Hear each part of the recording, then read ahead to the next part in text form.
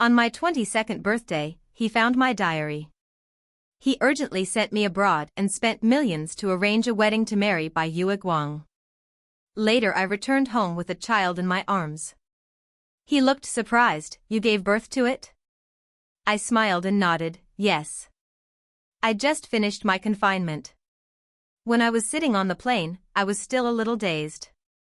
I never thought that after 5 years abroad, I would have a chance to come back. After all, Calvin said that I'd better not appear in front of him in this life. But it was also he who bought me a ticket back home so that I could come back to attend his and Miranda's wedding anniversary ceremony. After 2 transfers, I finally landed. On the plane, Sophie had been sleeping soundly, but when she got off the plane, she started crying. "Mom, my feet hurt." Hearing Sophie's soft sobs, I quickly picked her up and walked towards the exit. When I arrived at the exit, I turned on my mobile phone and prepared to take a taxi. Just then, my phone rang. Looking at the familiar number on the screen, I fell silent, wondering whether I should answer the call or not. In the end, I didn't answer the phone. But the second call soon rang. I sighed and pressed the answer button. Calvin's voice soon rang. After not talking for a few years, his voice didn't change. "Leaving the airport?" "I asked Alex to pick you up." Calvin said this in a businesslike manner, as if he was not familiar with me. I smiled bitterly. "I can take a taxi myself." There was silence over there for a second. Calvin probably didn't expect me to say that. After all, I was well taken care of by him at the beginning. I had been with him for a few years, and my food, clothing, housing, and transportation were all taken care of by someone. Why did I need to take a taxi myself? After a moment of silence, Calvin said lightly, "Let Alex come. I bought a gift for your Miranda and put it in the trunk. When you come to eat, you can take the gift directly." Calvin is still so considerate, and even the gift is considered just right. Yes, he spent millions to decorate the venue and bought a limited edition diamond to create a unique wedding ring for Miranda. It can be seen that he loves Miranda. Got it. I rubbed my eyebrows and answered him in a low voice.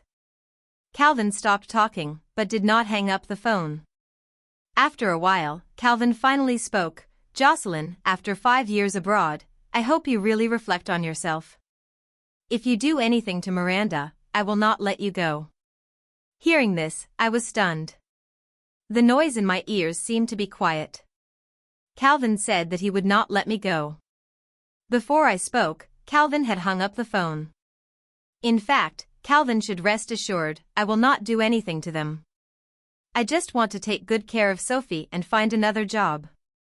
When I left the airport, I lowered my head. When I was 22 years old and proud, I probably couldn't imagine that my life would fall to this point. I was driven abroad by Calvin on my 22nd birthday. That day, Calvin found my diary.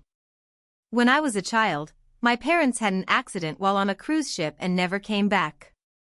My relatives all despised me as a burden and no one was willing to take me in. As a neighbor, Calvin felt sorry for me and decided to sponsor me to grow up. My relationship with him has always been harmonious. Until I became an adult, I found that I didn't just regard Calvin as a sponsor. I liked him. But I also knew that there was no future for Calvin and I. So I wrote all my thoughts in my diary. If Calvin hadn't seen my diary, I could probably still pretend that my feelings for him were just dependence. But Calvin saw it. He tore up my diary. Calvin, who used to be a gentleman and elegant, was no longer gentle. He yelled at me with disgust in his eyes. At that time, I wanted to explain, but I couldn't explain anything. In the end, I could only keep bending down to apologize, saying that I was wrong and that I shouldn't like him. But Calvin didn't calm down. The next day, he quit the job I had found for me and sent me to a remote university abroad under the pretext of studying abroad. In order to prevent me from contacting the outside world, Calvin also hired bodyguards to guard me. At first, I didn't understand why Calvin treated me like this. It wasn't until the first month of my going abroad that the news of Calvin's marriage became a hot topic. Only then did I know that for so many years, he had always had a white moonlight in his heart. I watched the video of Calvin's wedding over and over again. In the video, when looking at Miranda, Calvin's eyes were gentle and nostalgic. He had never looked at me with that kind of eyes. From that moment on, I knew that Calvin had kept me around for so many years just out of sympathy and responsibility. His only lover was Miranda.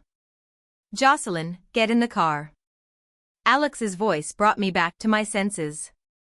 I nodded and got in the car holding the sleeping Sophie. When he saw Sophie, a hint of surprise flashed across Alex's face. "Jocelyn, this is..." I made a hushing gesture, fearing that my chat with Alex would disturb Sophie's sleep. When I sat in the back seat, I answered the question softly, "This is my daughter." Alex nodded and kept silent. When he drove the car to the destination, I was stunned. This hotel is the one where Calvin and Miranda got married. After 5 years of marriage, he held wedding anniversaries every year and personally selected gifts for Miranda. I think Calvin really cares for Miranda. In the past few years, he did not allow me to step into their world. This year, he took me back to China just to let me witness their happiness. I got out of the car numbly and saw Miranda standing on the street and walking towards me with a smile. Unlike me with the vicissitudes of life and simple clothes, Miranda wore expensive jewelry and sprayed perfume. She looked well taken care of by Calvin. The smile on Miranda's face suddenly froze. I knew that she saw Sophie in my arms. As expected, when Miranda came to me, her expression was very surprised. "Jocelyn, why did you secretly give birth to a child abroad without telling me? I have been married to you, Calvin, for how long, and you still treat me as an outsider?" Before I said anything, Miranda took Sophie from my arms without saying anything. Sophie was awakened and immediately started crying, struggling not to let Miranda hold her. I took Sophie from Miranda again and coaxed her for a while. In fact, Miranda knew that I had a crush on Calvin. This time when I returned to China, I didn't want to have too much involvement with Miranda. But Miranda still stubbornly wanted to hold Sophie. When Miranda and I came to the hotel box, Sophie was still crying for me to hold her. Miranda forced a smile and stuffed Sophie back into my hands. "You, Calvin, know that it is not easy to have a child. In the past few years, we have never thought about having children. I am so excited to see that you actually gave birth to a daughter." There were already several people sitting in the box. I was not used to dealing with people, so I chose a corner seat, and Miranda sat next to me. She also took my arm warmly and introduced me and Sophie to others. The eyes of others looked at me with visible teasing and inquiry. I couldn't stand the weird atmosphere here, so I asked to go to the bathroom.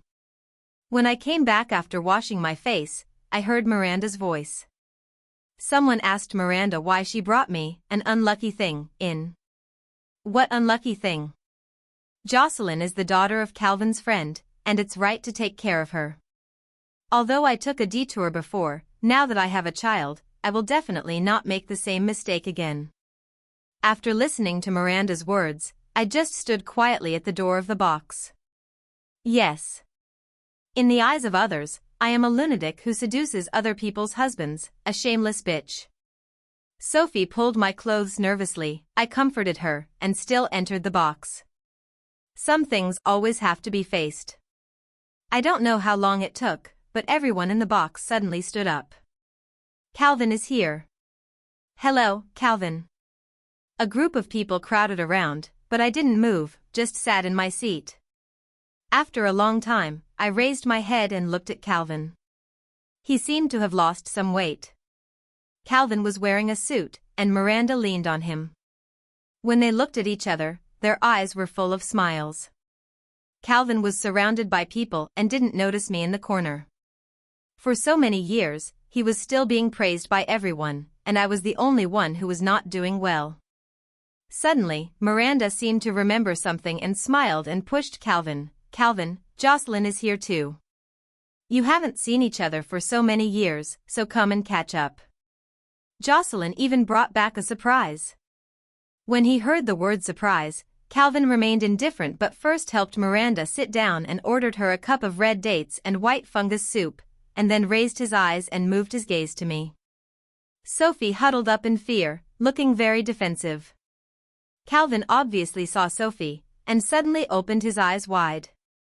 "Jocelyn, what is this?" he was asking Sophie. I didn't tell them about Sophie, so when they saw me with Sophie, their expressions were exactly the same, either surprised or watching a good show. Miranda spoke for me. "Calvin, this is Jocelyn's daughter, so cute, she looks exactly like Jocelyn, and looks several years older." Calvin's eyes fell on Sophie, then on me, and he looked at me for a long time. Just when I thought Calvin would ignore me, he pointed at Sophie in a hoarse voice. "In the past few years abroad, you have been married and have children?" I raised my head, looked directly at Calvin, and hummed. "I got married a long time ago." "Sorry, I didn't tell you." It was very quiet around, and no one spoke. Calvin stared at me, as if judging whether my words were true or false. Miranda seemed to want to say something, but Calvin had already come to me. "Where is your husband?" I pursed my lips. "He's busy recently, so he didn't come." Whispers and sneers rang in the room, but these guests seemed to be embarrassed by Calvin's face and didn't laugh too thoroughly. Calvin's face was livid, and he didn't say anything in the end, but just sat next to Miranda. I had no taste for this meal. Others were praising Calvin and Miranda for their good match, but I just wanted to take Sophie to rest as soon as possible.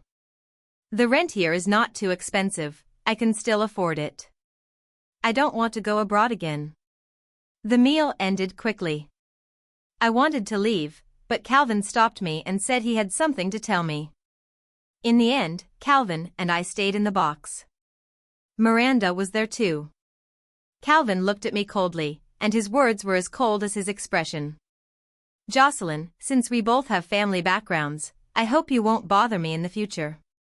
Miranda hid the smile at the corner of her lips. "Calvin, don't say that about Jocelyn. Jocelyn is a big girl now, and she knows what she shouldn't do." The couple sang in unison, and they seemed to have a tacit understanding. And I was excluded from this tacit understanding. They always don't believe the promises I made. But I still nodded and bowed again. I won't do it again in the future. The two of them didn't say anything, and I had already turned around and left with Sophie in my arms. Calvin asked Alex to take me away, but this time, I refused. After returning to the rental house with Sophie, Sophie suddenly asked me in a low voice whether the uncle and aunt hated her today. It is said that children are careful and know everything. I shook my head. They don't hate Sophie. They just hate me. Sophie seemed to have a lot of questions to ask me, but in the end, she didn't ask, just hugged me and told me that Mom worked hard. The tears that I had held back for a day seemed to fall at this moment. But I couldn't cry in front of Sophie. So I raised my head and held back the tears. After coaxing Sophie to sleep, I suddenly received a text message. The sender of the text message was Miranda. "Jocelyn, if you are free, let's talk." I frowned and told her that she could text me directly. But Miranda didn't send any more messages. Before going to bed, I received a call from Miranda. "I'm downstairs at your house. I just want to ask you one thing. Have you thought about going abroad recently? Calvin and I actually hope that you will continue to stay abroad. Besides, your husband is also abroad, right? It's better to go abroad." I was a little confused, but when I reacted, I found it a little funny. This is probably the only thing that can make Miranda contact me in the middle of the night. They both hate me to this extent. They can't even stand being in the same country. I glanced at Sophie, who was sleeping beside me. After going downstairs, I really saw Miranda standing under the street light. When I stood in front of her, I took a deep breath and looked her in the eye. "I don't plan to go abroad. Just for Sophie, I won't take her on a long journey." Miranda chuckled. There was no one around, and her eyes finally showed undisguised contempt. "Jocelyn, I know you are short of money now. If I can give you some money, would you be willing to go abroad?" I was silent for a moment. It is well known that I am short of money. Miranda and Calvin knew that I had a hard time abroad, so when they threatened me, they also knew my weaknesses. But I refused. It seemed that Miranda was a little surprised. That night, Miranda and I parted unhappily. In the next few days, I was busy looking for a job, but I was rejected in the first round of interviews every time. Emma, who was still young, told me hesitantly that this was Miranda's order. I realized that Miranda didn't even want me to find a job. Miranda was determined to make me go abroad again. After being stunned for a long time, I thanked Emma for telling me the truth. Just after leaving the interview company, I received a text message from the hospital. Last night, I made an appointment with the hospital and wanted to go to the hospital to get some antidepressant drugs. During the consultation, the doctor told me that I was not in a good condition recently and I could consider having more psychological counseling. The doctor had given me this advice when I was abroad. It seems that my depression is indeed very serious. When I came out of the clinic with the medicine, I was looking down at the instructions, but when I passed the corner, I accidentally bumped into someone. I'm sorry. I apologized first, and when I looked up, I found that the person standing in front of me was Calvin. And behind him was Miranda. Calvin frowned and seemed not to talk to me, but was ready to leave. At this time, Calvin suddenly noticed the medicine in my hand. Jocelyn, what are you doing in the hospital? He seemed to want to see what I was holding, but I had quickly stuffed the medicine box into my bag. I caught a cold recently, and I just came to buy some medicine. Miranda interrupted at the right time. There are indeed many people who have the flu recently. But Calvin didn't say anything, but continued to stare at my bag. I lowered my head and walked downstairs quickly. Meeting Calvin was not what I expected. In the past, I always wanted to meet Calvin, but he was always busy. Before going abroad, I met him very few times, and most of the time he would only send me 2 messages occasionally. After going abroad, Calvin simply did not contact me. Unexpectedly, after returning to China, I really did not want to meet Calvin, but I met him instead. I have been suffering from depression for a long time. When I was in the worst condition, I had a serious somatic reaction and even thought about jumping off the building, but I still survived with gritted teeth. When I got home, Sophie was waiting for me in the living room. Sophie didn't sleep well last night. I decided to take her to bed early. But just when I finally felt a little sleepy, I smelled a burnt smell. Sophie was sleeping soundly and didn't notice anything wrong at all. At first, I just thought that the neighbor next door had burned the food, and as the burnt smell became stronger and stronger, I finally realized that something was wrong. After suddenly turning over and getting out of bed, I stood by the window and saw the thick smoke floating into the air. This building is on fire. Countless memories came up, and I couldn't care so much, and suddenly hugged Sophie on the bed. Sophie rubbed her eyes in a daze. Mom, what's wrong? When she realized that the surroundings were on fire, Sophie grabbed my sleeves tightly. Mom? Probably because of fear, my hands were shaking when I was holding Sophie. After stumbling and pushing open the door, I rushed down the escape passage with Sophie. Along the way, I fell 3 or 4 times, and my knees were bruised. After standing up, I didn't care about the pain at all. When I rushed out of the building, I saw that there were already a large group of people standing outside. The fire alarm came. The scene in front of me overlapped with my past memories. I hugged Sophie and leaned against the tree opposite the building as if I was exhausted. I felt dizzy. Sophie asked me anxiously, Mom, will we die? I came to my senses and hugged her tighter. No. As long as Sophie is by my side, I will never let her get into trouble. Because Sophie's biological mother has died to save me.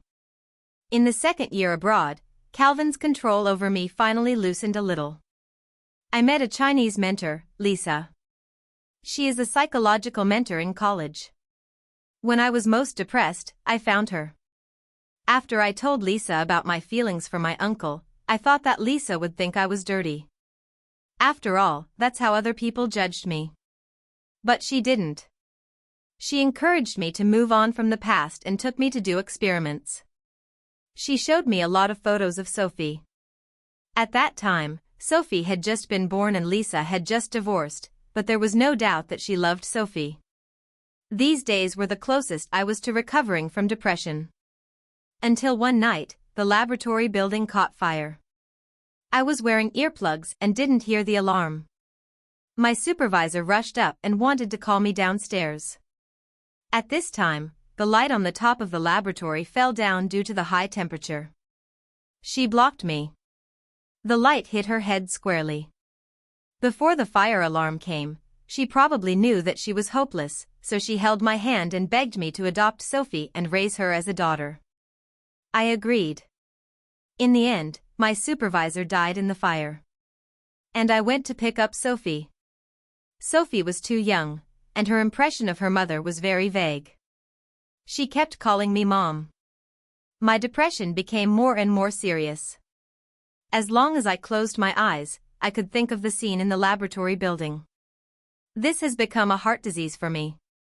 The only person who was kind to me abroad has passed away. In the following years, I lived like a zombie. I finally came to my senses and found that my back was soaked with sweat. At this time, a car stopped in front of me. After the car door opened, I saw Calvin's face. He didn't close the car door but came directly to me and asked if I was injured. I heard that there was a fire here. Let's go, I'll take you to the hospital. Calvin forgot to avoid suspicion and grabbed my wrist directly. I shook it off fiercely. Calvin, I'm fine, don't bother you. This time, his reaction was particularly intense. Jocelyn. What do you think of me? I checked your medical records abroad. Last December, you went to the hospital at least 3 times, all to the psychiatric department. You have depression, don't you? Why didn't you tell me? Faced with Calvin's accusations, I just felt ironic. The person in the world who has the least right to accuse me is Calvin. And he continued, besides, you have never registered your marriage. Jocelyn, what on earth have you learned in these years abroad? How did you fall to this? Sophie shrank behind me in fear, tears falling down.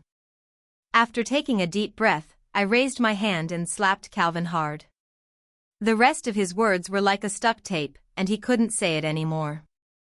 Calvin touched his face and looked at me in a daze. Calvin, what do you want me to tell you? I said calmly, I'm suffering from depression and my life is worse than death. I almost encountered a shooting in a foreign country. I live in fear every day. To be honest, will you care about me?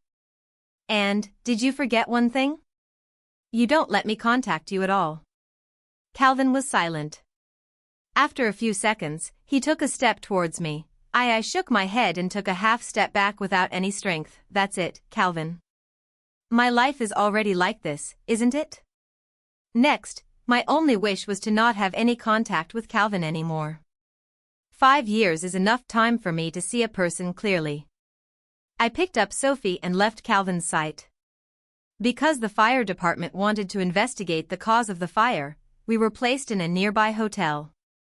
Sophie was very well behaved and did not make any noise in a different environment. The results of the investigation were shocking. The fire was caused by malicious arson. And the mastermind who bribed others to set the fire was Miranda. Perhaps since I refused to go abroad, Miranda thought of killing me. Miranda was taken to the Public Security Bureau. I hate her, but it is the best thing that Sophie and I are still alive. I thought Calvin would continue to guard Miranda, but the next day, he announced the news of divorce. Along with the divorce, he also announced the secrets of Calvin and Miranda. It turns out that Calvin married Miranda for marriage cooperation and to market their loving husband and wife persona to help the stock price rise. Facing the media, Calvin bowed, I'm sorry for the concealment over the years. But I know that my true love has never been Miranda. Looking at this report, I just felt a little ironic. A few days ago, they held a wedding anniversary ceremony. Today, Calvin and Miranda divorced. And Miranda in the police station also admitted that she wanted to murder me, but it was just an attempt. Miranda refused to apologize and did not repent. I met Miranda once. Miranda looked a little vicissitudes, but when she looked at me, her eyes were still resentful.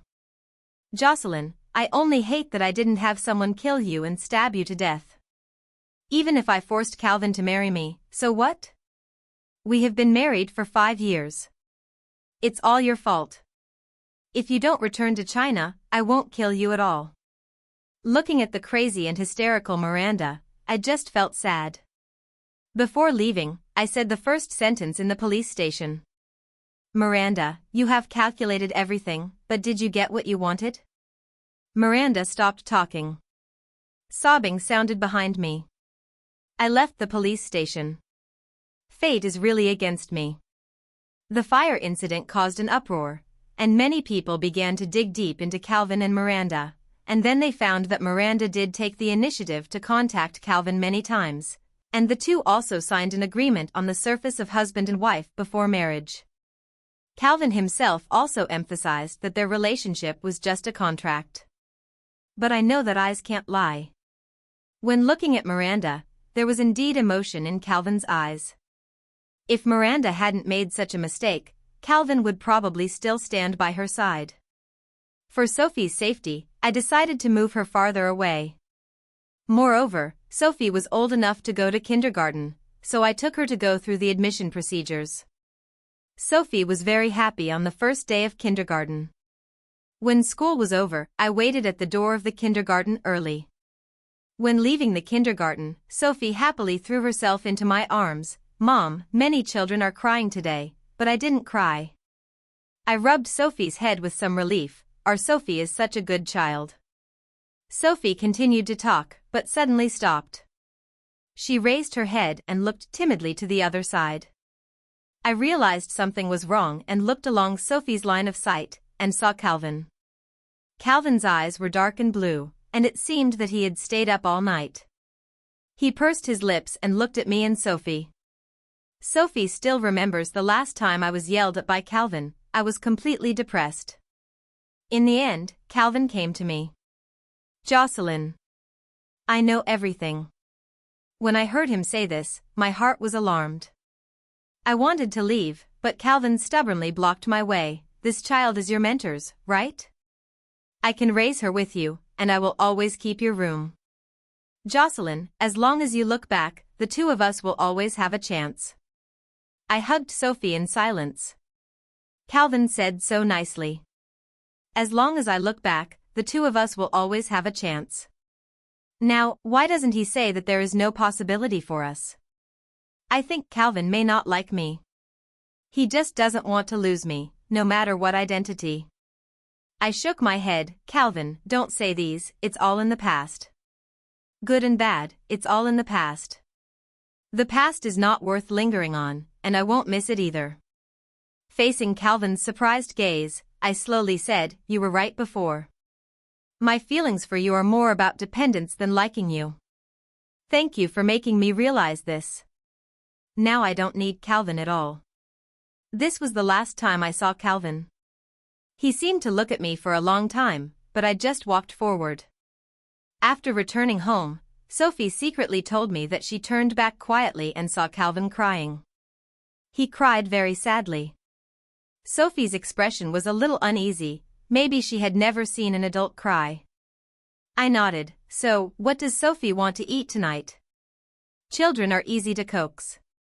When I mentioned food, Sophie forgot what happened just now and enthusiastically discussed with me what to cook for dinner. When I entered the kitchen, my mobile phone rang. I opened it and found that I had received a job notice.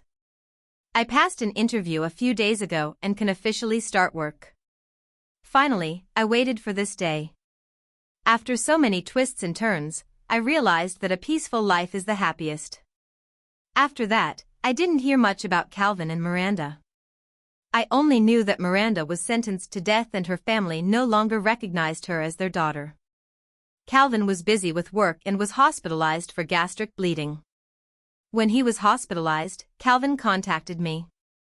He took the initiative to mention that he hoped I could do a notarization of his inheritance with him.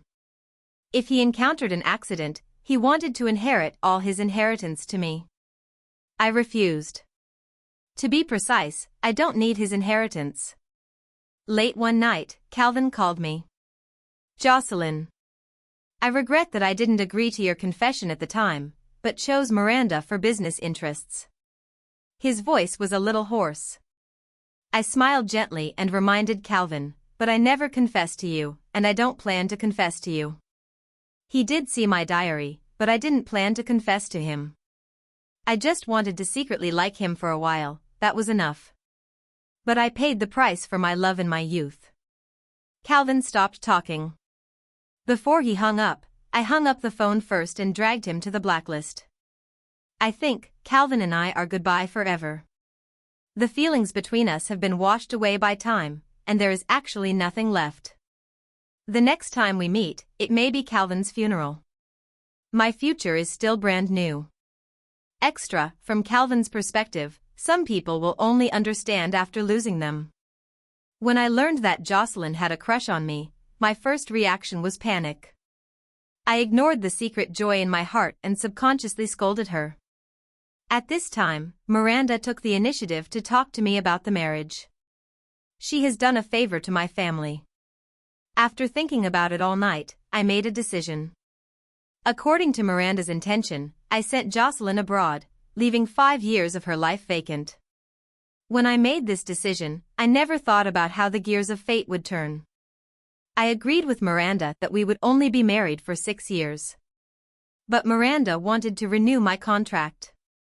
After Jocelyn came back, Miranda couldn't sit still. She wanted to harm Jocelyn. I didn't dare to think what would happen to me if Miranda succeeded. That day, I understood one thing. I could never lose Jocelyn. I divorced Miranda. But I don't know for the time being what the origin of Jocelyn's child is. But I know that I like Jocelyn. If she gives me a chance to be a mistress, I will accept it. After investigation, I found out that this is the daughter of her deceased mentor. After learning about this, my first reaction was ecstasy. Jocelyn is not in love, not married, and is raising a child alone. Does this mean that I still have a chance? I found Jocelyn. However, everything is different from what I thought. She rejected me. After I drank and had gastric bleeding and was hospitalized, I saw Jocelyn, but she didn't see me. After she left, several nurses talked about her. I just found out that Jocelyn's kidneys had some problems, and she might need to wait for an organ for surgery. At this moment, I made a slightly crazy decision. Anyway, I have been busy with work these years, and I am afraid that death will come soon. But before I die, I want to leave something for Jocelyn. She doesn't want my inheritance, so I will give her something else. Jocelyn can hate me and not attend my funeral, but I hope she remembers me. Please. This is my last wish. After signing the voluntary donation agreement, I breathed a sigh of relief. Jocelyn, I hope you can remember me in another way. Even if one day, I will die. But at least, I really left you something useful. Of course, I didn't tell her about this. What a pity. There will be no other possibility for Jocelyn and me.